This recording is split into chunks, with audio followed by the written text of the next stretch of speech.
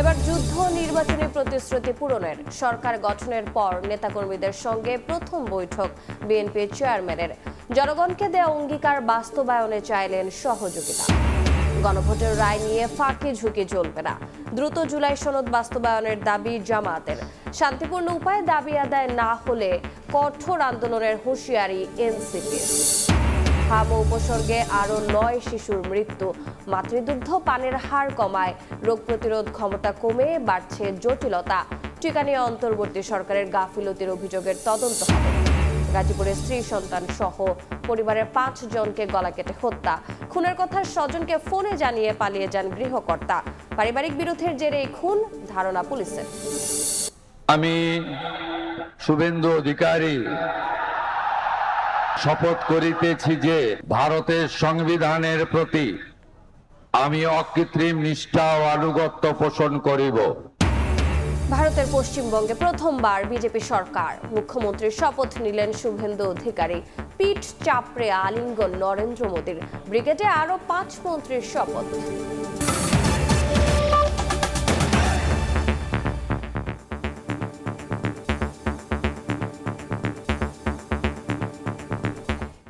সময় সংবাদের সঙ্গে আছি আমি রোজা চৌধুরী। জনরায় পাওয়া বিএনপির ম্যানিফেস্টো এখন জনগণের। এবার যুদ্ধ প্রতিশ্রুতি পূরণের অঙ্গীকার বাস্তবায়নে দলের সব পর্যায়ের নেতাকর্মীদের সহযোগিতা চাইলেন বিএনপির চেয়ারম্যান তারেক রহমান। সরকার গঠনের পর প্রথমবার দল ও ৩ অঙ্গ সংগঠনের নেতাকর্মীদের সঙ্গে মতবিনিময় সভা করছেন প্রধানমন্ত্রী। ১২ ফেব্রুয়ারি ত্রয়োদশ সংসদ নির্বাচনের পরে বিএনপির মাঠ পর্যায়ে নেতাদের সঙ্গে দলের চেয়ারম্যান ও প্রধানমন্ত্রী তারেক রহমানের প্রথম মতবিনিময় সভা, যেখানে যোগ দেন বিএনপি সহ ৩ অঙ্গ সংগঠনের জেলা পর্যায়ের নেতারা। বক্তব্যে প্রধানমন্ত্রী বলেন, ফ্যাসিবাদ বিদায়ের যুদ্ধ শেষে এখন জনগণকে দেয়া প্রতিশ্রুতি পূরণের যুদ্ধ শুরু হয়েছে। যুদ্ধ একটি শেষ হয়েছে, এখন আরেকটি যুদ্ধ শুরু হয়েছে। কি সেই যুদ্ধ? সেই যুদ্ধটি হচ্ছে আমরা মানুষকে যে কমিটমেন্ট দিয়েছিলাম সেই কমিটমেন্টগুলোর বাস্তবায়ন করা। মানুষ আমাদের দলের পক্ষে, আমাদের ম্যানিফেস্টোর পক্ষে আমাদেরকে মানুষ সমর্থন দিয়েছে। যে নির্বাচনের আগের দিন পর্যন্ত এই ম্যানিফেস্টোটি ছিল বাংলাদেশ জাতীয়তাবাদী দলের ম্যানিফেস্টো। নির্বাচন হয়ে যাওয়ার পরে এবং ফলাফল বের হবার পরে, আমরা বিশেষ করে সরকার গঠন করার পরে ম্যানিফেস্টোটি আমাদের সরকারের তথা বাংলাদেশের জনগণের ম্যানিফেস্টোতে পরিণত হয়েছে। এই ম্যানিফেস্টোতে আমরা যা যা বলেছি, আমাদের সর্বোচ্চ দিয়ে সরকারকে চেষ্টা করতে হবে এই ম্যানিফেস্টোর বাস্তবায়ন করার জন্য। বিএনপির সব পর্যায়ের নেতাকর্মীদের সহযোগিতা ছাড়া জনগণকে দেয়া প্রতিশ্রুতি পূরণ করা সম্ভব নয় বলেও মন্তব্য করেন সরকার প্রধান। আমরা বলি বর্তমান সরকার বিএনপি সরকার, অর্থাৎ সরকার ঠিকই আছে কিন্তু বিএনপি সরকার। সেজন্য বিএনপি যদি সহযোগিতা না করে অনেক ক্ষেত্রেই সরকার সফল হতে পারবে না। এবং বিএনপির সফলতা তখনই নির্ভর করছে যখন আপনারা এখানে উপস্থিত প্রত্যেকটি মানুষ এবং আপনারা যাদেরকে নেতৃত্ব দিচ্ছেন তাদেরকে সাথে নিয়ে সরকারের পেছনে এসে না দাঁড়ান। তা এর বাইরেই হলে আমরা সরকারকে কাঙ্ক্ষিত লক্ষ্যে নিয়ে যেতে পারবো না। দিনব্যাপী এই রুদ্ধদ্বার বৈঠকে দলের মহাসচিব মির্জা ফখরুল ইসলাম আলমগীর সহ উপস্থিত স্থায়ী কমিটির নেতারা। মুরসালিন হক জুনায়েদ, সময় সংবাদ, ঢাকা। শারীরিক প্রতিবন্ধকতার শিকার কলেজ ছাত্র ওয়াকিবুল ইসলামের তৈরি করা গাড়ি দেখলেন প্রধানমন্ত্রী তারেক রহমান। সকালে রাজধানীর তেজগাঁওয়ে প্রধানমন্ত্রীর কার্যালয়ে এই পরিদর্শন কার্যক্রম হয়। এ সময় প্রধানমন্ত্রী বাহনটিতে উঠে তার কার্যালয় এলাকা ঘুরে দেখেন। বাহনটি দেখার পর প্রতিবন্ধীদের জন্য আন্তরিকভাবে কাজ করার কথা জানান সরকার প্রধান। আরও স্বল্প খরচে নিরাপদ ও উন্নত মানের যানবাহন তৈরি করার বিষয়ে পরিকল্পনা নেওয়া হবে বলেও জানান প্রধানমন্ত্রী।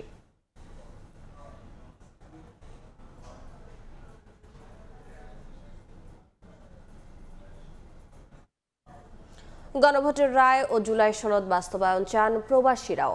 জাপান সফর শেষে শাহজালাল বিমানবন্দরে ফিরে এ কথা বলেছেন জামাত আমির ডক্টর শফিকুর রহমান। এদিকে জুলাই সনদ ও গণভোটের রায় বাস্তবায়ন না করলে কঠোর আন্দোলনের হুঁশিয়ারি দিয়েছেন এনসিপি আহ্বায়ক নাহিদ ইসলাম। শনিবার সকালে রাজধানীতে সংস্কারে অচল অবস্থা সমাধানে করণীয় শীর্ষক আলোচনা অনুষ্ঠানে যোগ দেন বিরোধী দলীয় চিফ হুইপ ও এনসিপির আহ্বায়ক নাহিদ ইসলাম সহ বেশ কয়েকজন নেতা। অংশ নেন কয়েকটি দেশের ২০ জন কূটনৈতিক।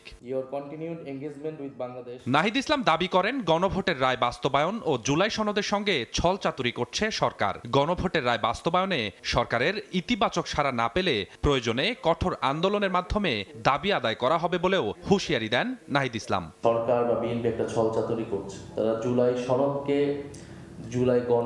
জুলাই আদেশ বা গণভোটের সাথে একটা বাইনারিতে নিয়ে গেছে এবং তার উপরে স্থান দিচ্ছে। রাজপথে অলরেডি কর্মসূচি শুরু হয়েছে, কিন্তু এই কর্মসূচি কতটুকু বৃদ্ধি পাবে, কতটুকু কঠোর অবস্থানে যাবে, এটা তো নির্ভর করবে সরকার কতটুকু এই আন্দোলনের সাড়া দিচ্ছে। এদিকে 7 দিনের জাপান সফর শেষে শনিবার সকালে দেশে ফিরেছেন জামায়াতের আমির ডাক্তার শফিকুর রহমান। শাহজালাল বিমানবন্দরে তিনি জানান, দেশের মানুষের পাশাপাশি প্রবাসীরাও গণভোটের রায় ও জুলাই সনদের বাস্তবায়ন চায়। এরা গলায় জড়াইয়ে ধরে বলল, যদি সুস্থ হয়ে ফিরে যাই জাতির জন্য প্রয়োজন, বারবার লড়াই করব। কিন্তু আমাদের গণভোটের রায় আর জুলাই সনদ দুইটা যেন অক্ষরে বাস্তবায়ন হয়। জামায়াতের আমির বলেন, পশ্চিমবঙ্গে বিজেপির ক্ষমতায় আসা পর্যবেক্ষণ করছে বিরোধী দল। বিশেষ কোনো ধর্মকে টার্গেট করে কারো ওপর অত্যাচার যেন না হয় সে বিষয়ে ভারত সরকারকে বিরোধী দলের পক্ষ থেকে অনুরোধ জানানো হবে। আমরা ইন্ডিয়া সরকারের প্রতি অনুরোধ জানাবো, বিশেষ কোনো ধর্ম, বর্ণ কিংবা গোত্রকে যেন টার্গেট করে কারো কোনো ক্ষতি সাধন করা না হয়। সীমান্তে পুশি নিয়েও বিরোধী দল পর্যবেক্ষণ করছে বলেও জানান ডাক্তার শফিকুর রহমান। চীনের যে বিষয়টা বলেছেন, এটা আরো যাচাই বাছাই করে। স্বপন আহমেদ, সময় সংবাদ, ঢাকা। পশ্চিমবঙ্গে বিজেপি সরকার গঠনের খবর। ভারতের পশ্চিমবঙ্গে প্রথমবার সরকার গঠন করল বিজেপি। মুখ্যমন্ত্রী হিসেবে শপথ নিলেন শুভেন্দু অধিকারী। শপথ নেয়ার পর পিঠ চাপড়ে আলিঙ্গন করেন প্রধানমন্ত্রী নরেন্দ্র মোদী। শপথ নিয়েছেন নতুন সরকারের 5 মন্ত্রী। অনুষ্ঠানে ভারতের প্রধানমন্ত্রী, স্বরাষ্ট্রমন্ত্রী ও প্রতিরক্ষা মন্ত্রী সহ বিজেপির শীর্ষ নেতারা উপস্থিত ছিলেন। কলকাতা থেকে সুব্রত আচার্যের রিপোর্ট।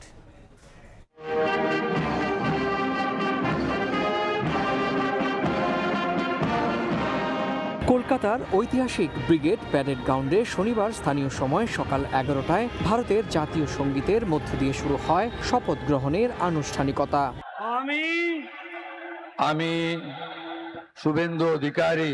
এরপর পশ্চিমবঙ্গের মুখ্যমন্ত্রী হিসেবে শপথ নেন ভারতীয় জনতা পার্টি বিজেপি নেতা শুভেন্দু অধিকারী। কপালে তিলক আর গেরুয়া পোশাকে পশ্চিমবঙ্গের শাসনভার গ্রহণ করেন এই নেতা। একে একে মন্ত্রী হিসেবে শপথ নেন দিলীপ ঘোষ, অগ্নিমিত্রা পাল, অশোক কীর্তনিয়া, নিশীথ প্রামাণিক এবং ক্ষুদিরাম টুডু। ঐতিহাসিক ব্রিগেড প্যারেড গ্রাউন্ডে শপথ অনুষ্ঠানে সকাল থেকেই হাজির হন হাজার হাজার বিজেপি সমর্থক। মিষ্টি বিতরণের পাশাপাশি নেচে গিয়ে বিজয় উদযাপন করেন তারা। তৃণমূল সরকার আমলে আমরা পরাধীন ছিলাম, আমরা একটা স্বাধীনতা পেয়েছি। আমাদের অনেক আশা আছে, দেখি কতটুকু কি পূরণ করতে পারে। দীর্ঘদিন ধরে মানুষের সুপ্ত আশা এভাবে জাগরুক হয়েছে। এর আগে ছাদখোলা গাড়িতে করে শুভেন্দু অধিকারী ও রাজ্য বিজেপির সভাপতি শ্রমিক ভট্টাচার্যকে নিয়ে ব্রিগেড প্যারেড গ্রাউন্ডে অনুষ্ঠান স্থলে হাজির হন ভারতের প্রধানমন্ত্রী নরেন্দ্র মোদী। পশ্চিমবঙ্গের নবমতম মুখ্যমন্ত্রী হিসেবে শপথ নিলেন শুভেন্দু অধিকারী। ঐতিহাসিক ব্রিগেড প্যারেড গ্রাউন্ডে এই সময় উপস্থিত ছিলেন ভারতের প্রধানমন্ত্রী। এই প্রথম কোনো প্রধানমন্ত্রীর উপস্থিতিতে পশ্চিমবঙ্গের কোনো মুখ্যমন্ত্রী শপথ গ্রহণ অনুষ্ঠানের সাক্ষী হতে দলে দলে সকাল থেকেই সমবেত হয়েছিলেন এই প্যারেড গ্রাউন্ডে। কলকাতার ঐতিহাসিক প্যারেড গ্রাউন্ডের সামনে থেকে সুব্রত আচার্য, সময় সংবাদ। তপ্তনগরে মায়াময় রঙের ছড়াছড়ি, মুগ্ধতা ছড়াচ্ছে কৃষ্ণচূড়া, জারুল, সোনালো। প্রকৃতির রূপ রসে নাগরিক মনেও প্রশান্তি।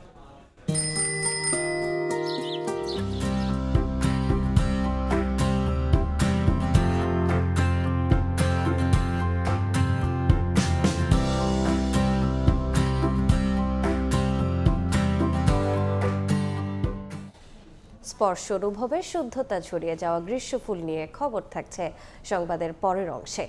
যাচ্ছি পরবর্তী সংবাদে। বিচারকদের নিরপেক্ষ ও স্বাধীনভাবে দায়িত্ব পালনের আহ্বান জানিয়েছেন আইন, বিচার ও সংসদ বিষয়ক মন্ত্রী মোহাম্মদ আসাদুজ্জামান। বিচার ব্যবস্থার প্রতি মানুষের আস্থা বাড়াতে বিচারকদের সঠিক সিদ্ধান্ত নেওয়ায় প্রধান দায়িত্ব বলে মন্তব্য করেন মন্ত্রী। দেশে বিচারিক কর্মকর্তাদের পেশাগত দক্ষতা বৃদ্ধি, আইনগত জ্ঞান এবং কর্মক্ষমতা উন্নয়নের লক্ষ্যে প্রশিক্ষণের আয়োজন করে থাকে বিচার প্রশাসন প্রশিক্ষণ ইনস্টিটিউট। শনিবার অতিরিক্ত জজ, দায়রা জজ ও সমপর্যায়ের বিচার বিভাগীয় কর্মকর্তাদের 20তম ওরিয়েন্টেশন কোর্সের উদ্বোধনী অনুষ্ঠানে অংশ নেন 39 কর্মকর্তা। দায়িত্ববোধের জায়গা থেকে চিন্তা চেতনায় স্বাধীন থেকে বিচারকদের ন্যায় বিচার নিশ্চিত করার আহ্বান জানান আইনমন্ত্রী।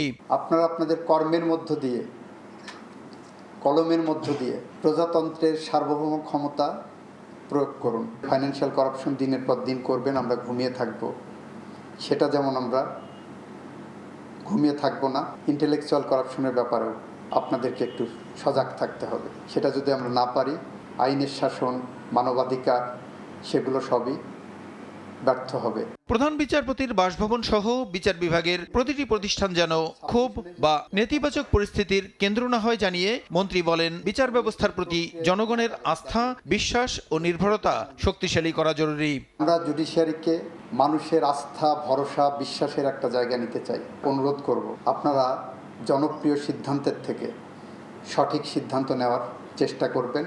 বিচারকদের কোনো দাবি বা সমস্যা থাকলে তা সুপ্রিম কোর্ট এবং সংশ্লিষ্ট কর্তৃপক্ষের মাধ্যমে সমাধান করার আশ্বাস দেন আইনমন্ত্রী। আপনাদের পলিসির ক্ষেত্রে যদি কোনো দাবি থাকে, আপনার ডিউ ফোরাম পাঠাতে পারেন। প্রসূন আশিস, সময় সংবাদ, ঢাকা। জুলাই হত্যা মামলার আসামিরা প্রকাশ্য ঘুরে বেড়ালেও ব্যবস্থা নিচ্ছে না পুলিশ। আন্তর্জাতিক অপরাধ ট্রাইব্যুনালের চিফ প্রসিকিউটর উত্তরার হটস্পট পরিদর্শনে গেলে এমন অভিযোগ করেন নিহতের স্বজনরা। চিফ প্রসিকিউটর বলছেন, জুলাই হত্যাকাণ্ডে সব মামলার তদন্ত হবে ট্রাইব্যুনালে। জুলাই আন্দোলনের অন্যতম হটস্পট ছিল উত্তরা। সরকারি হিসেবে এখানে নিহত হয়েছে 73 জন, বেসরকারি হিসেবে যা 81, আহত ও গুলিবিদ্ধ হয় 250-রও বেশি। শনিবার জুলাই আন্দোলনে উত্তরার স্পটগুলো পরিদর্শনে আসেন চিফ প্রসিকিউটর আমিনুল ইসলাম। ভুক্তভোগী পরিবারের অভিযোগ, আসামিরা প্রকাশ্যে ঘুরে বেড়ালেও ব্যবস্থা নিচ্ছে না পুলিশ। যে গুলি করছে ওরা তো আমরা চিনে রাখছি, তো ও হলো এখন পর্যন্ত অ্যারেস্ট হয় নাই, সে তার গাড়িতে ঘোরাফেরা করে। আমরা খোঁজ দেওয়ার পরেও পুলিশ এসে সে চলে যাওয়ার পরে পুলিশ আসে। আর আমার ছেলের আহতের বিচার, যারা দোষ করছে দোষীদের শাস্তি চাই। আমরা এমন অনেক আসামিকে দেখেছি যারা বিভিন্ন সময় স্বাধীনভাবে আমাদের আশেপাশে ঘোরাঘুরি করছে। তো সেই জায়গা থেকে আমাদের প্রধান দাবিটি ছিল তাদেরকে যাতে দ্রুতই গ্রেফতার করে আইনের আওতায় নিয়ে আসা হয়। তবে পুলিশ বলছে আসামি ধরার তৎপরতায় অব্যাহত আছে। সুনির্দিষ্ট প্রমাণ পেলেই নেওয়া হচ্ছে ব্যবস্থা। আসামি না ধরার ব্যাপারে যে অভিযোগটি করেছে, তো এটি আসলে সম্পূর্ণভাবে সত্য না। যেমন আমরা গত সপ্তাহে একটি অভিযোগের প্রেক্ষিতে আসামি ধরেছি। জুলাইয়ে যত মামলা হয়েছে সবগুলোর তদন্ত হবে ট্রাইব্যুনালে। জুলাই আন্দোলনে হতাহতদের পরিবারকে বিশেষ নিরাপত্তা দেওয়ার কথা বলেন চিফ প্রসিকিউটর। জুলাই আন্দোলনের সম্পর্কিত যেসব মামলা হয়েছে বিভিন্ন থানায়, যেগুলো আমাদের আওতাধীন যেসব তদন্ত বা বিচার্য যে বিষয়গুলো আছে, এগুলি সাইমালটেনিয়াসলি থানা পুলিশ যেগুলি করছে এগুলি সব আমরা তুলে নিয়ে আসব। উত্তরায় জুলাই আন্দোলনে মীর মুগ্ধ সহ 10 হত্যা মামলায় এখন পর্যন্ত একটি তদন্ত প্রতিবেদন জমা হয়েছে ট্রাইব্যুনালে। বাকিগুলোরও তদন্ত চলছে। মেসবাহুল আলিফ, সময় সংবাদ, ঢাকা। দেশের কারিগরি শিক্ষা ব্যবস্থাকে ঢেলে সাজাতে চায় সরকার। রাজধানীতে এক অনুষ্ঠানে শিক্ষামন্ত্রী বলেন, মানসম্মত শিক্ষা ব্যবস্থা গঠনে কাজ করছে সরকার। আর দেশের শিক্ষা ব্যবস্থায় বিশ্বমানের প্রযুক্তি যুক্ত করতে সরকারের প্রচেষ্টা অব্যাহত রয়েছে বলে জানান প্রধানমন্ত্রীর উপদেষ্টা মাহদি আমিন। রাজধানীর আন্তর্জাতিক মাতৃভাষা ইনস্টিটিউটে অনুষ্ঠিত হয় চীন বাংলাদেশ এডুকেশন কোঅপারেশন ফোরাম 2026-এর উদ্বোধনী অনুষ্ঠান। অতিথি ছিলেন শিক্ষামন্ত্রী এহসানুল হক মিলন ও প্রধানমন্ত্রীর উপদেষ্টা মাহদি আমিন। মানসম্মত শিক্ষা ব্যবস্থা ও শিক্ষা প্রতিষ্ঠান গঠনে সরকার কাজ করছে বলে জানান শিক্ষামন্ত্রী। বলেন, কারিগরি শিক্ষা ব্যবস্থাকে ঢেলে সাজাতে চায় সরকার। কোয়ালিটি স্কুলের অভাব রয়েছে, অতএব সেই ক্ষেত্রে আমরা নতুন নতুন বিদ্যালয় প্রতিষ্ঠিত করা এবং কোয়ালিটি এডুকেশন করার আমাদের পরিকল্পনা রয়েছে। আজকের বিশ্বায়নের লেখাপড়ায় ওই জিপিএ A+-এর গুরুত্ব তেমন একটা নেই। তোমাদেরকে এমন শিক্ষায় নিয়ে যেতে হবে যেখানে উন্নত বিশ্বে প্রজেক্টের মধ্য দিয়ে ছোট শিশু থেকে বড় পর্যন্ত লেখাপড়া শেখানো হয়। চীনের সাথে টেকনিক্যাল ও জেনারেল এডুকেশন নিয়ে সরকার কাজ করছে জানিয়ে মন্ত্রী বলেন, শিক্ষাই হবে চীন বাংলাদেশ সম্পর্কের মূল ভিত্তি। আমরা চায়নার সাথে টেকনিক্যাল এবং জেনারেল এডুকেশনে আমরা টিচার্স ট্রেনিং প্রোগ্রামও হাতে নিচ্ছি। আমরা শিক্ষা ব্যবস্থার পরিবর্তন করার জন্য ইতিমধ্যে কারিকুলাম চেঞ্জ করার ব্যবস্থাও আমরা করছি। মাননীয় প্রধানমন্ত্রীর নির্দেশে এই শিক্ষা ব্যবস্থাকে এগিয়ে নেওয়ার জন্য যা প্রয়োজন তা করব। এ সময় দেশের শিক্ষা ব্যবস্থায় বিশ্বমানের প্রযুক্তি যুক্ত করতে সরকারের প্রচেষ্টা অব্যাহত রয়েছে বলে জানান প্রধানমন্ত্রীর উপদেষ্টা মাহাদি আমিন। বলেন, শিক্ষার্থীদের গড়ে তুলতে হবে সুনাগরিক হিসেবে।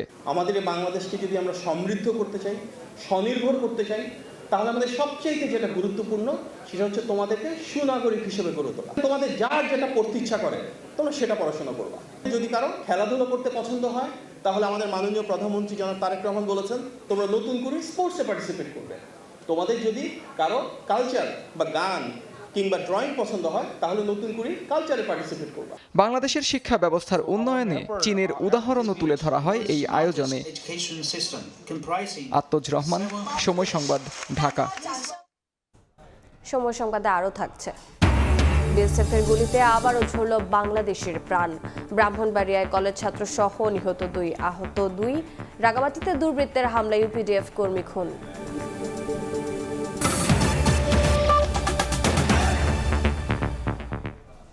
হাম ও উপসর্গ নিয়ে মারা গেছে আরও 9 শিশু। হাসপাতালে ভর্তি 1435 জন। রোগ প্রতিরোধ ক্ষমতা কমে যাওয়ায় বাড়ছে জটিলতা। তবে টিকা কার্যক্রম শেষ হওয়ার মাসখানেকের মধ্যেই হামের প্রাদুর্ভাব কমে আসবে বলে আশা চিকিৎসকের। হাম ও উপসর্গে মৃত্যুর মিছিল যেন থামছেই না। 2 মাসেও কমেনি হামের প্রাদুর্ভাব। হাসপাতালে কাতরাচ্ছে শত শত আক্রান্ত শিশু। সেবায় ব্যস্ত মা বাবা ও স্বজনরা। হাসপাতালের প্রতিটি বেডেই শিশুদের আহাজারি, কান্না। প্রতিদিনই বাড়ছে রোগী, তবে কেউ কেউ সুস্থ হয়ে বাড়িও ফিরছে। প্রথমে ঠান্ডা কাশি আছিল, পরে গায়ে যে বিচির মতো উঠছে। হাসপাতালে নেওয়ার পর নিউমোনিয়া ধরা পড়ছে। ঠান্ডাটা একটু বেশি, তাই ওরা অক্সিজেন দিছে, গ্যাস দিছে। অনেক বাচ্চা আসে তো এর জন্য রাখা হয় না, কারণ তাদের কাছ থেকে জীবাণু ছড়াইতে পারে এর জন্য। তীব্র জ্বর, ঠান্ডা, কাশি সহ ডায়রিয়ার উপসর্গ নিয়ে ভর্তি হচ্ছে রোগীরা। আর শরীরে রোগ প্রতিরোধ ক্ষমতা কমে যাওয়ায় বাড়ছে জটিলতা। তবে ডিএনসিসি ডেডিকেটেড হাসপাতালের পরিচালক বলছেন, বিভিন্ন হাসপাতালের রেফার করা রোগীদের চাপ সামলাতে হিমশিম খাচ্ছেন তারা। যেসব বাচ্চার হামের পাশাপাশি শরীরে অন্য জটিলতা আছে তাদের বিশেষায়িত হাসপাতালে নেয়ার পরামর্শ দেন তিনি। ঢাকা এবং ঢাকার বাইরে প্রচুর হাসপাতাল এবং ক্লিনিক সমূহ থেকে আমার এখানে রোগী রেফার্ড হয়ে চলে আসতেছে। যে ধরনের বাচ্চাগুলা হাম আছে এবং সাথে তার অন্য আর একটা বা দুইটা অসুখ আছে বা কোনো একটা ডিজিজে সে সাফার করছে, এই ধরনের কমপ্লিকেটেড বাচ্চাগুলোকে যে কোনো ধরনের টার্সিয়ারি লেভেলের বিশেষায়িত হাসপাতালে বাচ্চাকে চিকিৎসা দিলে সেটা আপনাদের জন্য সবচেয়ে বেশি ভালো হবে। হামের ভ্যাকসিন মোটামুটি আমাদের 95%-এর উপরে বেশি কাভারেজ হয়ে যাবে। তখন থেকে ডেফিনেটলি আমরা আশা করি যে হামের প্রকোপটা অনেকখানি কমে আসবে। সুস্থ শিশুদের হাসপাতালে না নিয়ে আসার পরামর্শও দেন তিনি। দিন দিন বেড়েই চলেছে হাম ও হামের উপসর্গ নিয়ে আসা রোগীর মৃত্যু ও শনাক্তের সংখ্যা। এর মধ্যে নতুন করে দেখা দিয়েছে কিটের স্বল্পতা, যার জন্য শঙ্কা তৈরি হচ্ছে কবে পরিত্রাণ পাবে শিশু ও রোগীর স্বজনরা। আবু সাইদ নিশান, সময় সংবাদ, ঢাকা। দেশে নবজাতককে মায়ের দুধ পান করানোর হার কমেছে 51%, যার প্রভাব পড়ছে শিশু রোগ প্রতিরোধ ক্ষমতায়। হামের মৃত্যু বাড়ার পেছনে এটিও একটি কারণ বলছেন বিশেষজ্ঞরা। স্বাস্থ্য সচিব জানান, অন্তর্বর্তী সরকারের আমলে টিকা সংগ্রহের গাফিলতির অভিযোগের তদন্ত করবে সরকার। সারা দেশে এখন হামের প্রাদুর্ভাব, আক্রান্ত ও মৃত্যুর তথ্য আসছে প্রতিদিনই। শিশুদের নিয়ে উৎকণ্ঠায় বাবা মায়েরা। এমন প্রেক্ষাপটে শনিবার হামের প্রাদুর্ভাব ও উত্তরণের পথ নিয়ে গোলটেবিল আলোচনার আয়োজন করে স্বাস্থ্য বিষয়ক সাংবাদিকদের সংগঠন বাংলাদেশ হেলথ রিপোর্টার্স ফোরাম। এতে অংশ নেন দেশের খ্যাতিমান চিকিৎসক, গবেষকরা জানান, 6 মাস থেকে 1 বছর বয়সী শিশুদের হামে আক্রান্ত হওয়ার সংখ্যা সবচেয়ে বেশি। তারা জানান, দেশে নবজাতককে বুকের দুধ পান করানোর হার কমেছে 56%। এছাড়া গর্ভবতী মায়ের অপুষ্টির পাশাপাশি রয়েছে শিশুদের পুষ্টিকর খাবারের অভাবও, যার প্রভাব পড়েছে শিশুদের রোগ প্রতিরোধ ক্ষমতায়। Malnutrition, low breast feeding rate 50%, 51% breast feeding, এবং ইভেন এটা আমাদের শুধু শহরে মাদের মধ্যে না, শহর গ্রাম প্রত্যেকটা মারাই। প্রায় 51% এখন সিজারিয়ান সেকশন হচ্ছে। তো সিজারিয়ান সেকশন যখন হয়, মায়ের ব্যথা থাকে, মা কিন্তু জন্মের পর ঠিক ওভাবে ব্রেস্ট মিল্কটা প্রডিউস করতে পারে না, সেটা একটা ব্যারিয়ার। ন্যূনতম খাদ্য বৈচিত্র্য যেটুক দরকার, ন্যূনতম সেইটুক মাত্র 35% শিশু পায়, আর বাকি যারা থাকছে 65% তারা সেটুকু খাদ্য বৈচিত্র্য পাচ্ছে না। হামের চিকিৎসায় একটি জাতীয় গাইডলাইন প্রণয়নের পরামর্শ দিয়েছেন বিশেষজ্ঞরা। তারা বলেন, শুধু টিকা নয়, খুঁজতে হবে স্থায়ী সমাধানের পথ। কিছু গ্যাপ আছে, এই গ্যাপের মধ্যে একটা হলো যে ন্যাশনাল একটা গাইডলাইন আমরা তৈরি করতে পারতাম, national guideline for management of measles. এই গাইডলাইনটা যদি থাকতো তাহলে অনেক রোগী আমাদের ওখানেই ম্যানেজ হইতো। আইসোলেশনের জন্য আমাদের এখানে এরকম কোনো ব্যবস্থা আমরা করতে পারি নাই, কারণ আমরা তো স্বীকারই করছি না এটা মহামারী। আলোচনায় বারবার উঠে আসে অন্তর্বর্তী সরকারের আমলে টিকা নিয়ে গাফিলতির কথা। স্বাস্থ্য সচিব জানান, বিষয়টি নিয়ে তদন্ত শুরু হয়েছে। কেন এই টিকিট দেওয়া বন্ধ থাকলো, ওই সময় দায়িত্বে কারা ছিলেন, কাদের ভুল সিদ্ধান্তের জন্য এটা হলো, যদি তাদের ব্যাপারেও পদক্ষেপ নেওয়া না হয় এবং তাদের যদি দায় না নেন তারা, তাহলে ভবিষ্যতে এই ধারা অব্যাহত থাকবে। তদন্ত হবে, এটা আমাদের উপরে আস্থা রাখেন। আমরা কাজ করছি, আমরা আমাদের সর্বোচ্চ লেভেল থেকেও আমরা বলছি আমরা তদন্ত করছি। হামের প্রকোপ মোকাবিলায় সরকার সব ব্যবস্থা নিয়েছে বলে জানান স্বাস্থ্য অধিদপ্তরের মহাপরিচালক নাজমুস্তালেহি। সময় সংবাদ, ঢাকা। রাজধানীর বসুন্ধরা কনভেনশন সেন্টারে আয়োজিত আইসিবিসি এক্সপোর সমাপনী অনুষ্ঠানে বক্তব্য রাখছেন ডাক, টেলিযোগাযোগ ও তথ্য প্রযুক্তি মন্ত্রী ফকির মাহবুব আলম। সরাসরি যাচ্ছে সেখানে। আমাদেরও কিন্তু সেই লোভটা আছে, আমরাও চাই আজকে আমাদের মধ্য দিয়ে জনগণ আপনাদের এই কেবল অপারেটরের মধ্য দিয়ে গ্রামে গঞ্জে যে টেলিভিশন আমরা দেখতে পাই, এবং আমি দেখেছি যে আজকাল দোকান পাটে চায়ের স্টলে বসে জনগণ যেভাবে বসে টেলিভিশন দেখে, এটা নিশ্চয় আপনাদের যারা আপনারা এই কেবল অপারেটর, এটা আপনাদের অবদান। সুতরাং এটাকে আমাদেরকে সুরক্ষা দিতে হবে। আজকে যে পাইরেসি কথা বলা হচ্ছে, এই পাইরেসি নিয়ে আমি বিডিসি চেয়ারম্যান সাহেবের সাথে কয়েকদিন আগে কথা বলেছি। এটি সরকার একটা হেডেক আমাদের জন্য। আমরা চেষ্টা করছি তারা নানা রকমের কন্টেন্ট বানিয়ে প্রচার করে, যেটা আপনাদের যারা ভালো ব্যবসায়ী তাদেরকে ক্ষতিগ্রস্ত করে, যেটি সরকার দেখবে। আমি একটু আগে সাইবুল সাহেবকে বলেছি যে আসুন আমরা আজকে এখানে কেবল অপারেটর, টেলিভিশন এবং আইএসপিআর আমরা সবাই মিলে এই সেক্টর থেকে কিভাবে আরো অর্গানাইজড করা যায়। একটু আগে সালাম ভাই বলল ঢাকার শহরে তো চারিদিকের তার দেখতে পাই, এই তারগুলিকে আন্ডারগ্রাউন্ড নিতে হবে, তারগুলিকে যাতে ভিজিবল না হয়। এটা একটু ইম্পর্টেন্ট কাজ। আপনাদের যখনই ভিজিবল হয় তখন কিন্তু লোকে তার কেটে দেয়, এতে আপনাদেরও যারা কেবল অপারেটর আপনাদের অসুবিধা হয়, যারা আইএসপিআর অপারেট করেন তাদের অসুবিধা হয়। সুতরাং আমার মনে হয় এই জায়গায় আমাদের একটু খেয়াল রাখতে হবে। আমাদের প্রশাসক মহোদয় এখানে আছেন, ওনার সাহায্য সহযোগিতায় আপনারা দয়া করে যদি আন্ডারগ্রাউন্ডে সবাই আমরা চলে যাই, তাহলে কিন্তু আমাদের জন্য ভালো হবে। আর আমি যেটা আগে বললাম, আমাদের এই সরকার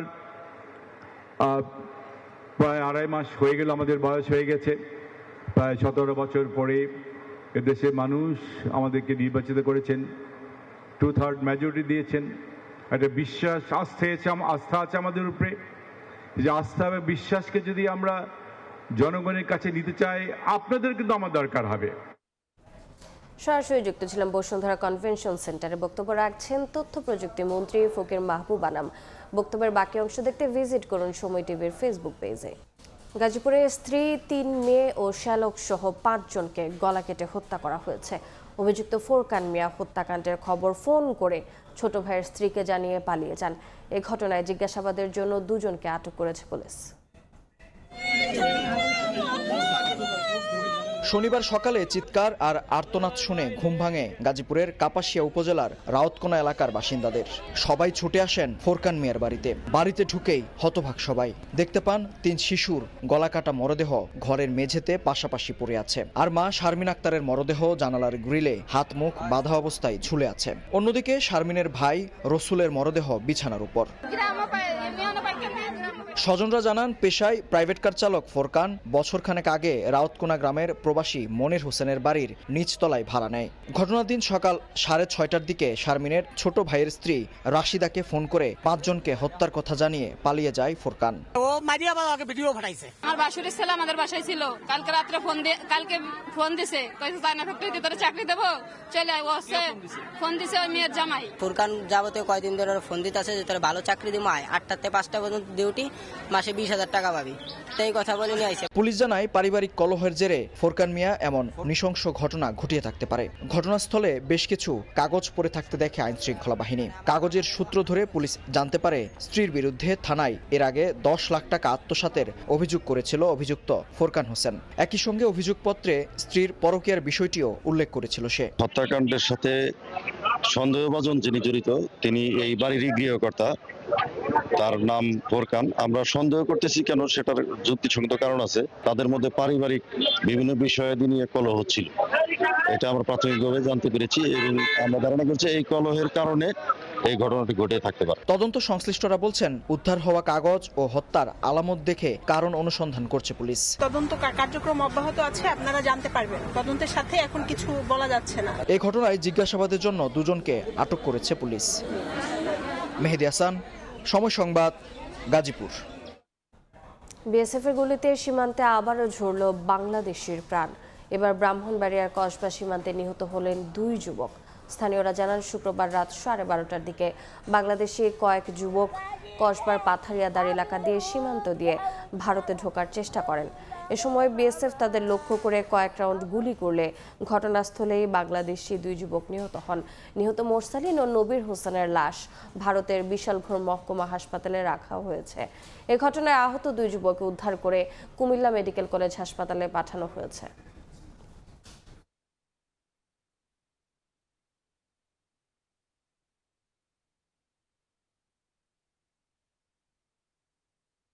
বর্ডারে গেছিল কৃষিকাজের জন্য, ওনাকে মেরে ফেলেছে। ওনার লাশটা ভারত হসপিটাল আছে। আমি আজকে আপনাদের সবার কাছে দাবি চাই, ওর লাশ যদি ওর মা কাছে আইনে দিয়ে যায়। রাঙামাটিতে দুর্বৃত্তের গুলিতে এক ইউপিডিএফ কর্মী নিহত হয়েছেন। সকালে জেলার মারিশা দিঘনালা এলাকায় এই ঘটনা ঘটে। স্থানীয়রা জানান, কয়েকজন অস্ত্রধারী শুকনাছড়া এলাকায় অবস্থান নেয়। বিষয়টি টের পেয়ে হেগুড়া চাকমা দৌড়ে পালানোর চেষ্টা করেন। এ সময় তাকে লক্ষ্য করে কয়েক রাউন্ড গুলি ছোড়ে দুর্বৃত্তরা। এতে ঘটনাস্থলেই তার মৃত্যু হয়।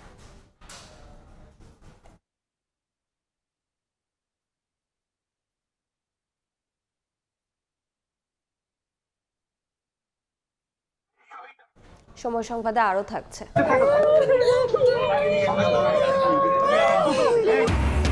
যুক্তরাষ্ট্রের হত্যার শিকার বৃষ্টির মরদেহ গ্রামের বাড়ি মাদারীপুরে। স্বজনের আহাজারি। পরিবারের পাশে থাকবে সরকার। বিমানবন্দরে মরদেহ হস্তান্তরের পর সচিব।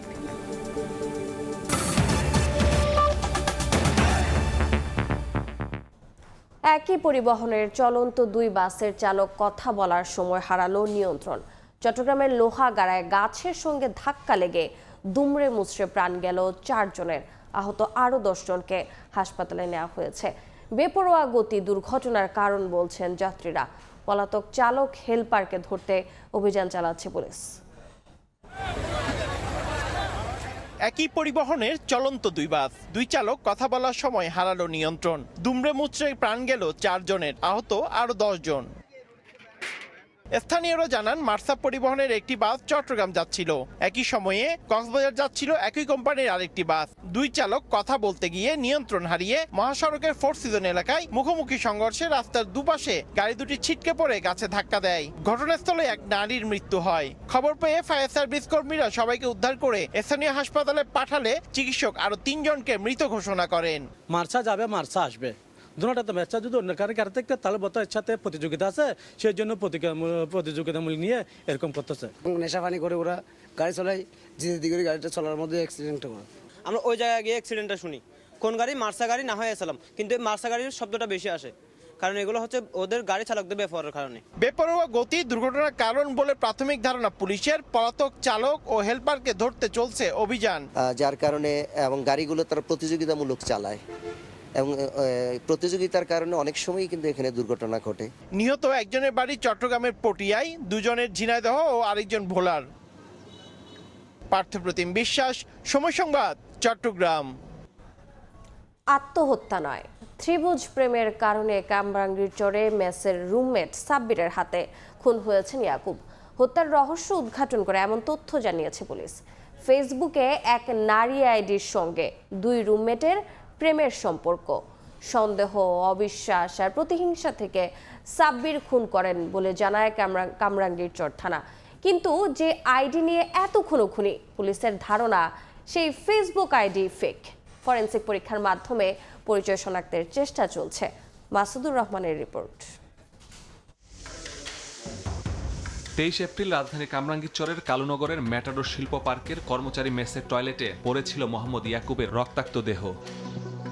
মেসটির চারপাশে কাঁটাতারে ঘেরা, একটি মাত্র গেট দিয়ে প্রবেশ করতে হয় আইডি কার্ড দেখিয়ে। 24 ঘন্টায় নিরাপত্তা প্রহরী থাকায় ভেতরে অপরিচিত কারো ঢোকার সুযোগ নেই, তাই বসবাসকারীরা এটাকে আত্মহত্যা বলেই সন্দেহ করে। প্রথমে আমরা ভাবছি আসলে আত্মহত্যা ছাড়া কিছু না, কারণ স্বাভাবিক তো মার্ডার করার মধ্যে এখানে কোনো বিষয় দেখি না। এরকম একটা কাহিনী হয়েছে, এখানে খুবই ভয় পাইছিলাম। গলাকাটা মৃতদেহ দেখে সবাই প্রথমে আত্মহত্যা বলে সন্দেহ করলেও মৃতদেহের আঘাতে যে চিহ্ন সেটি দেখে এটাকে হত্যাকাণ্ড বলে নিশ্চিত হয় পুলিশ। তবে এই নিরাপত্তার চাদরে ঢাকা মেসে কারা হত্যাকাণ্ড ঘটাবে এই প্রশ্নের উত্তর খুঁজতে গিয়ে সন্দেহের তীর যায় এখানে যারা বসবাস করে তাদের দিকে। তাদের জিজ্ঞাসাবাদ দিয়ে শুরু হয় এই হত্যার তদন্ত।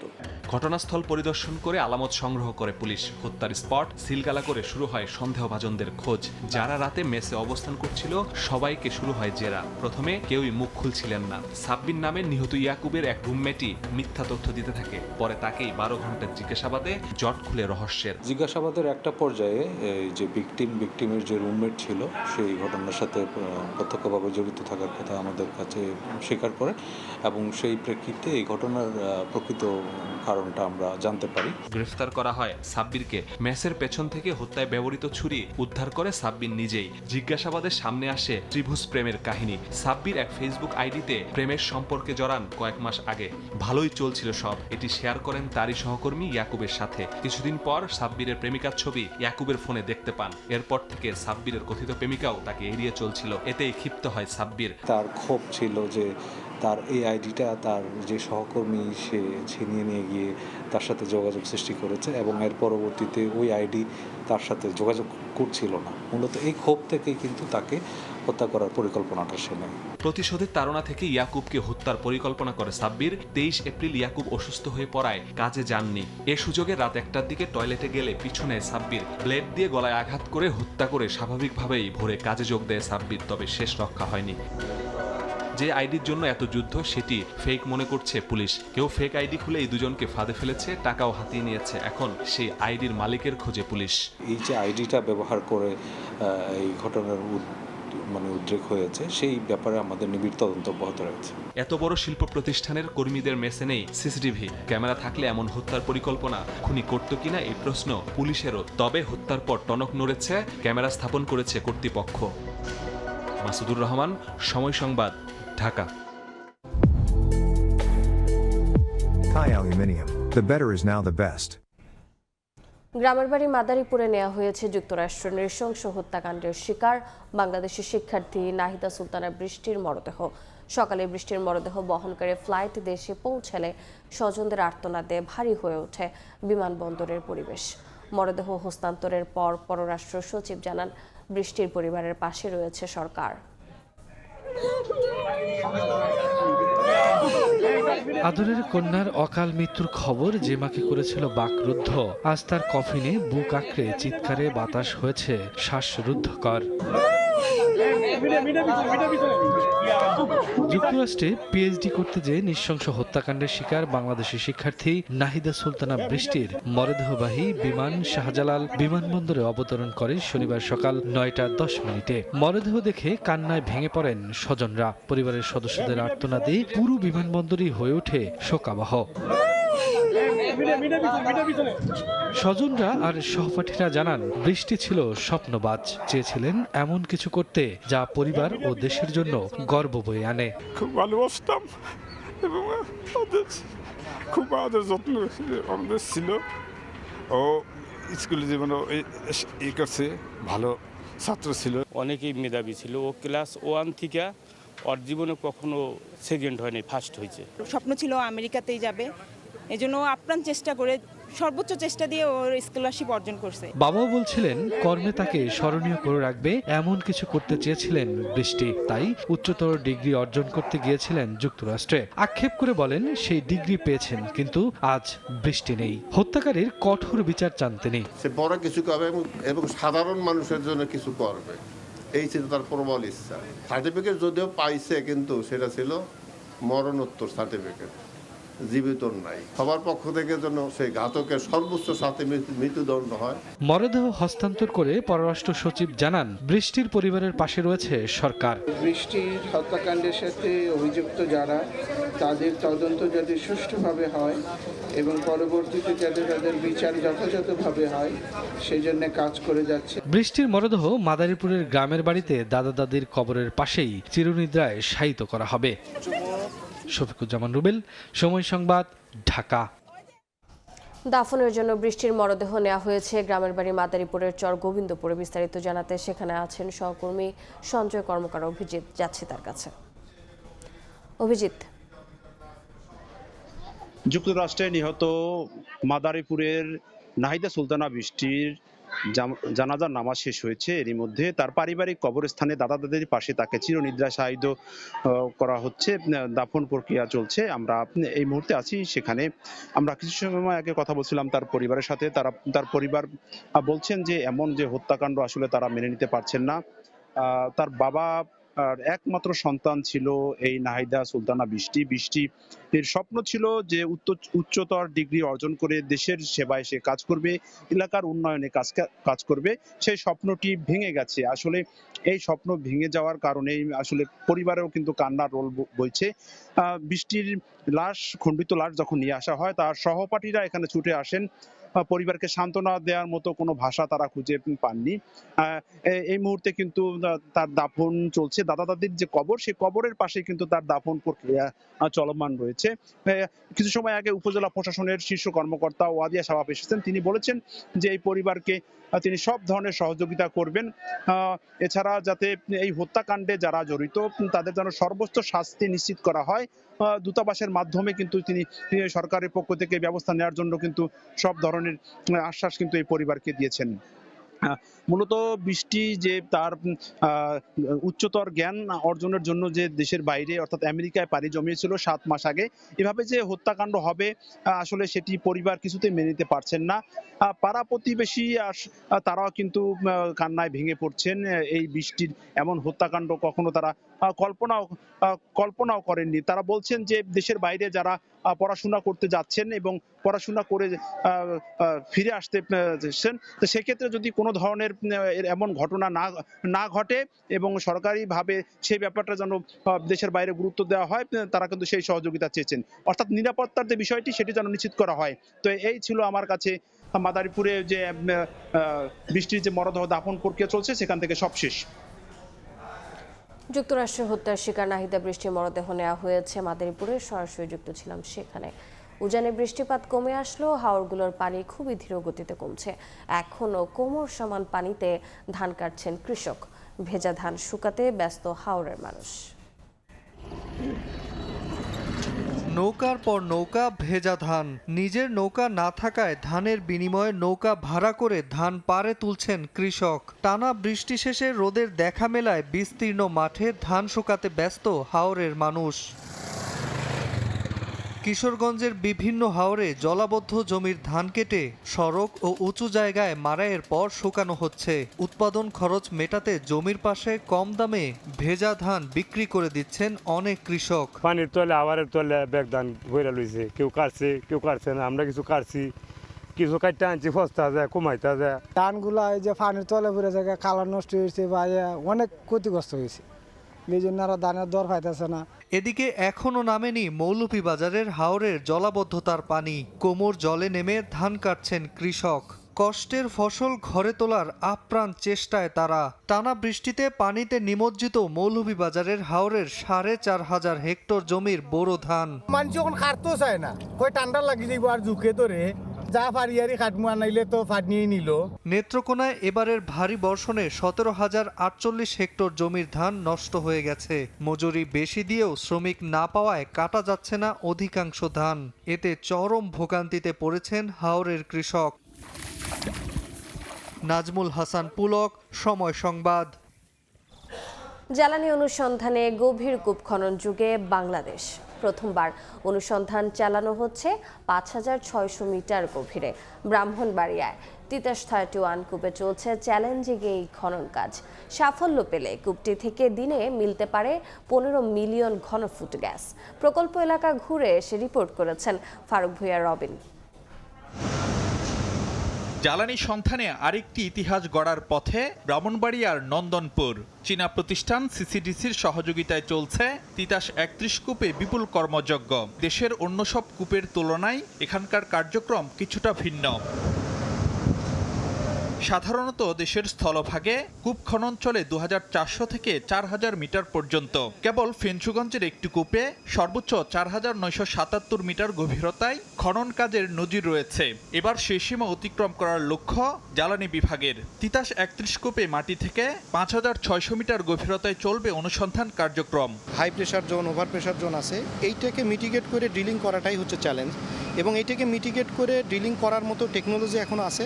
ইনশাল্লাহ আমরা এগুলো ওভারকাম করে ড্রিলিংটা সম্পন্ন করতে পারবো। ডিসেম্বর নাগাদ তিতাস ৩১ কূপ খনন শেষ করার লক্ষ্য জ্বালানি বিভাগের। প্রকল্প সংশ্লিষ্টরা জানাচ্ছেন, ত্রিমাত্রিক ভূতাত্ত্বিক জরিপে কূপটিতে ২টি সেফ গ্যাসের মজুদ থাকতে পারে বলে প্রাথমিক ধারণা মিলেছে। অনুসন্ধান সফল হলে এখান থেকে দৈনিক ১৫ মিলিয়ন ঘনফুট হারে গ্যাস যুক্ত হবে জাতীয় গ্রিডে। ৩,৭০০ মিটারের নিচে 4টা জোনটাকেই যদি আমরা সাকসেসফুল হয়ে যাই, তাহলে 2TCF এর মতো আরও রিজার্ভ বৃদ্ধির সম্ভাবনা রয়েছে। জ্বালানি বিভাগের আশা, নতুন কূপে সফলতা এলে কিছুটা হলেও কাটবে সংকট। তিতাস গ্যাস ক্ষেত্রের ৩১ নম্বর কূপে যতটা গভীরতায় গিয়ে জ্বালানি অনুসন্ধান কার্যক্রম চলছে, তা দেশের স্থলভাগে অন্য কোনো কূপের ক্ষেত্রে দেখা যায়নি।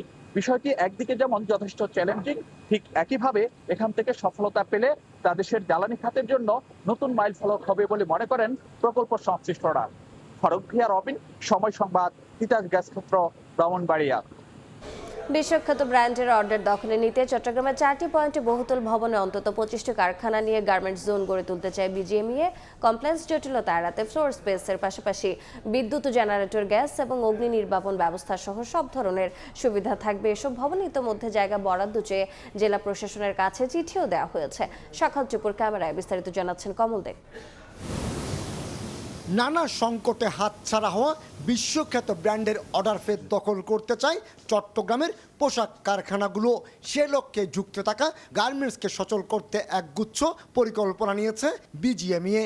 পরিকল্পনার অংশ হিসাবে নগরীর মুরাদপুর, বায়েজিদ, বহদ্দারহাট এবং আগ্রাবাদে পরীক্ষামূলকভাবে তৈরি করা হবে একাধিক বহুতল ভবন। আর এসব ভবনে থাকবে প্রতিটি ফ্লোরে একটি করে কারখানা। কমপ্লাইড বিল্ডিং করে দেবো, বিএনবিসি কোড বলেন, নিরাপনের কমপ্লাইড বিল্ডিং করে দেব। ওখানের মধ্যে যেমন আপনি যখন একটা ফ্লোরে থাকেন, আপনার জেনারেটর অনেক কস্টলি থাকে, এই এক্সপেন্সগুলো কমন থাকবে। পরিকল্পনা অনুযায়ী 6 তলা বিশিষ্ট প্রতিটি ভবনের ওয়ার্কিং প্লেস হবে অন্তত 30,000 বর্গফুটের। প্রতিটি কারখানায় সর্বনিম্ন 600 থেকে সর্বোচ্চ 1000 শ্রমিকের হবে কর্মসংস্থান। চট্টগ্রামের জেলা প্রশাসকের কাছে দেওয়া এক চিঠিতে বিজিএমইএ নগরীতে প্রতিটি জোনে 3 থেকে 5 একর জায়গা বরাদ্দ দেওয়ার আবেদন জানিয়েছে। 5টা 7টা ফ্যাক্টরি যদি আমরা এখানে ঢুকাইতে পারি, এবং এই 5টা 7টা ফ্যাক্টরিতে আপনার এক একটাতে আপনার অন্তত, যেখানে এখন তাদের সে ওয়ার্কার যদি 300 থাকে, হয়তো দেখা যাবে এখানে আপনার 1000 থেকে 1500 ওয়ার্কার এখানে কর্মসংস্থান হবে। পাশাপাশি আপনার বড় বড় যে ব্র্যান্ডগুলির কাজ এরা এখন করতে পারতেছে না, ওই ব্র্যান্ডগুলির কাজ করা এরা করতে পারবে, এবং ওই কাজগুলি করলে তাদের ডেফিনেটলি আরও নতুন নতুন উদ্যোক্তাও কিন্তু এই জায়গার মধ্যে কিন্তু আসার জন্য চেষ্টা করবে। স্বাধীনতা পরবর্তী চট্টগ্রাম থেকেই তৈরি পোশাক রপ্তানি শুরু, কিন্তু নানামুখী সংকটে গত 4 দশকে রপ্তানি 40% থেকে কমে 9% দাঁড়িয়েছে, আর কারখানা কমে গেছে অন্তত 200-র বেশি। বাংলাদেশের এক্সপোর্টের অনলি 10% চট্টগ্রামের মার্কেট শেয়ারিং 10 থেকে 12% মার্কেট শেয়ারিং আছে। তো বাস্তবতা হচ্ছে চট্টগ্রামে হলো যে এই এক্সপোর্ট বিজনেসের জন্য একান্ত ভাইয়েবল হাব, কেননা সারা পৃথিবীতে বন্দর ঘেঁষে আশেপাশে হয় এই ইন্ডাস্ট্রি, এক্সপোর্ট ইন্ডাস্ট্রিগুলো ডেভেলপ করে, সেখানে পণ্য আসা এবং এক্সপোর্টের জন্য যে আপনার যাতায়াত সুবিধা এবং সময়ের জন্য। চট্টগ্রামে 2টি ইপিজেড এবং নগরীর বিভিন্ন স্থানে গার্মেন্টসের কারখানা রয়েছে 400-র বেশি, আর সরাসরি কর্মরত শ্রমিক 8 লাখ। চট্টগ্রাম থেকে বছরে তৈরি পোশাক খাতের রপ্তানি আয় অন্তত 3 বিলিয়ন মার্কিন ডলার। কমল দে, সময় সংবাদ, চট্টগ্রাম। চট্টগ্রামের কর্ণফুলী নদীর দখল দূষণ রোধে অনুষ্ঠিত হলো ব্যতিক্রমী সাম্পান র্যালি। এতে একাত্মতা প্রকাশ করেন দুই পারের মানুষ। নদী রক্ষায় সচেতনতা তৈরিতেই এ আয়োজন বলে জানান আয়োজকরা। নদীর বুকে একসঙ্গে চলছে শত শত সাম্পান। কর্ণফুলী নদী দখল ও দূষণমুক্ত করা এবং সাম্পান মাঝিদের অধিকার রক্ষায় চট্টগ্রামের কর্ণফুলী নদীতে শোভাযাত্রা বের করা হয়। ব্যতিক্রমী শোভাযাত্রায় অবমিত ঘাট থেকে শুরু করে নদীর কয়েক কিলোমিটার এলাকা প্রদক্ষিণ করে 3 শতাধিক সাম্পান। এ সময় তাদের সঙ্গে একাত্মতা পোষণ করেন দুই পারের মানুষ। আয়োজকরা বলছেন 4 শতাধিক কারখানা, 1200-এর বেশি খামার এবং মহানগরের বর্জ্য প্রতিদিন কর্ণফুলীতে পড়ে। নদীটি রক্ষার প্রয়োজনীয়তা নিয়ে সচেতনতা বৃদ্ধির লক্ষ্যে এই আয়োজন বলেও জানান তারা। হালদার মা মাছ এবং আমাদের দেশীয় জীববৈচিত্র্য এইসব রক্ষা করতে হলে কর্ণফুলী রক্ষার কোনো বিচিত্র নেই, এবং বাংলাদেশে একমাত্র নদী কর্ণফুলী যেটা তীরে 13টি ক্ষুদ্র নৃগোষ্ঠী বসবাস করে। নদীটা যেন মানে বজ্র পড়ে, উত্তর দক্ষিণ মহানগর বিভিন্ন জায়গাতে বজ্র পড়ে, নদীটা যেন নষ্ট না হয়, দূষিত না হয়। দূষিত না হওয়ার জন্য এই নদী রক্ষা আন্দোলনের এই সাম্পান খেলাটা ওখান থেকে আরম্ভ আজকে পর্যন্ত চলমান আছে। মাঝিরা বলছেন কর্ণফুলীতে সাম্পান বেয়ে জীবিকা নির্বাহ করেন 1000 মাঝি। প্রভাবশালী মহলের কারণে ঘাটের নিয়ন্ত্রণ বেদখল হচ্ছে বলে অভিযোগ তাদের। প্রভাবশালী ব্যক্তিরা যারা নিচ্ছে এই যে সাম্পান মাঝি সেজে, তাদের কারণে আমরা সাম্পানগুলো বিলুপ্ত হচ্ছে। দীর্ঘ অবহেলিত আমাদের সাম্পান মাঝিদের অধিকার রক্ষার জন্য আমরা 20 বছর ধরে আমরা আন্দোলন করতেছি। 3 দিনের এই আয়োজনে রোববার বিকেলে হবে সাম্পান খেলা। পার্থপ্রতিম বিশ্বাস, সময় সংবাদ, চট্টগ্রাম। গ্রীষ্মের প্রখর রোদে যখন চারপাশে অস্বস্তির ঝাঁজ, তখন এই দহনময় ঋতুই আবার রঙিন ফুলের মেলায় ছড়িয়ে দেয় প্রশান্তির ছোঁয়া। চারপাশের শুষ্কতা যেন হার মানে এই বর্ণিল সৌন্দর্যের কাছে। পথ চলতি মানুষের চোখ আটকে যায় অপরূপ গ্রীষ্ম ফুলের মায়ায়। প্রিন্স আরেফিনের ক্যামেরায় উম্মে হানির রিপোর্ট।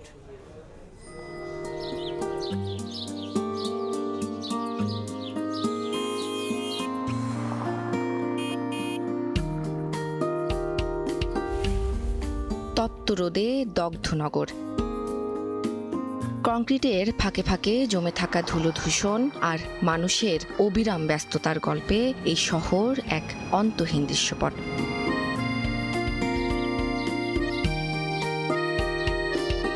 এসবের ফাঁকেই হঠাৎ ঝলকানির মতো চোখে লাগে অন্যরকম এক সৌন্দর্য। মনে হয় এই নগরী শুধু লাল নীল মিথ্যে কথারই নয়, এই শহর তার বুক জুড়ে লালন করে অপরূপ সৌন্দর্য। মোহগ্রস্ত নাগরিক মানুষ একবার হলেও থমকে দাঁড়ায়, ক্ষণিকের জন্য হলেও ভুলে যায় জীবনের পাওয়া না পাওয়ার হিসেব। নগর জুড়ে ফুটেছে গ্রীষ্মের ফুল। অবাধ প্রকৃতি নয়, ইটনগরের ফুলেরাও কি কখনো কখনো ভাবুক করে তোলে মানুষকে। গতির শহরে অবিরাম ছুটে চলার একাকিত্বে ফুলেরাও তখন হয়ে ওঠে নীরব সঙ্গী। কৃষ্ণচূড়ার রঙিন যৌবন, জারুলের বেগুনি আভা, সোনালুর স্নিগ্ধ সৌন্দর্য, দাবদাহে পীড়িত রাজধানীতে বসিয়েছে ফুলের জলসা। সেই জলসায় সামিল হয় মানুষও। কখনো ঝরে পড়া ফুল কুড়িয়ে, কখনো বা মনের রসদ মেটায় দু চোখ ভরে রঙের উল্লাস পান করে। কৃষ্ণচূড়া ফুল এত পছন্দ, এত ভাল লাগে যে দেখে মনে হয় গ্রীষ্মকাল যেন আবার ফিরে ফিরে আসে। এত সুন্দর ফুল দেখলে দুই পাশের চোখের ক্লান্তিটা মনে হয় হাওয়া হয়ে যায়। এই ফুলগুলো যদি না থাকতো তাহলে শহরটি আরো নিরাশ হয়ে যেত। আমার আশেপাশে অনেক ফুল, অনেক প্রশান্তি লাগবে আর কি। হঠাৎ আবার ফুলের জলসায় আকাশ ভেঙে বৃষ্টি নামে। বৃষ্টির ছন্দে তাল মিলিয়ে ঝরে পড়ে ফুলেরা। মন্ত্রমুগ্ধ মানুষের তখন আবেগতাড়িত পুষ্পস্নান।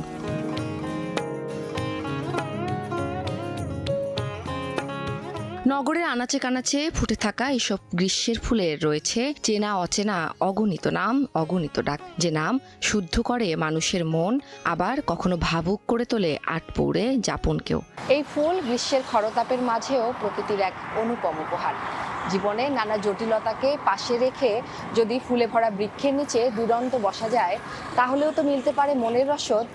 তাই তো এই রঙিন ফুলগুলোকে উপভোগ করাই হোক প্রকৃতির সাথে একাত্মতার অনুশীলন। উম্মে হানি, সময় সংবাদ, ঢাকা। এ পর্যায়ে শীর্ষ সংবাদগুলো জানিয়ে দিচ্ছি আরেকবার। এবার যুদ্ধ নির্বাচনী প্রতিশ্রুতি পূরণের। সরকার গঠনের পর নেতাকর্মীদের সঙ্গে প্রথম বৈঠক বিএনপি চেয়ারম্যানের। জনগণকে দেওয়া অঙ্গীকার বাস্তবায়নে চাইলেন সহযোগিতা। গণভোটের রায় নিয়ে ফাঁকি ঝুঁকি চলবে না। দ্রুত জুলাই সনদ বাস্তবায়নের দাবি জামায়াতের। শান্তিপূর্ণ উপায়ে দাবি আদায় না হলে কঠোর আন্দোলনের হুঁশিয়ারি এনসিপির। আমি শুভেন্দু অধিকারী শপথ করিতেছি যে ভারতের সংবিধানের প্রতি আমি অকৃত্রিম নিষ্ঠা ও আনুগত্য পোষণ করিব। ভারতের পশ্চিমবঙ্গে প্রথমবার বিজেপি সরকার। মুখ্যমন্ত্রীর শপথ নিলেন শুভেন্দু অধিকারী। পিঠ চাপড়ে আলিঙ্গন নরেন্দ্র মোদীর। ব্রিগেডে আরো 5 মন্ত্রীর শপথ।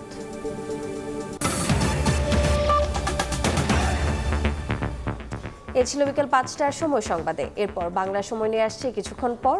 সঙ্গে থাকুন সময়।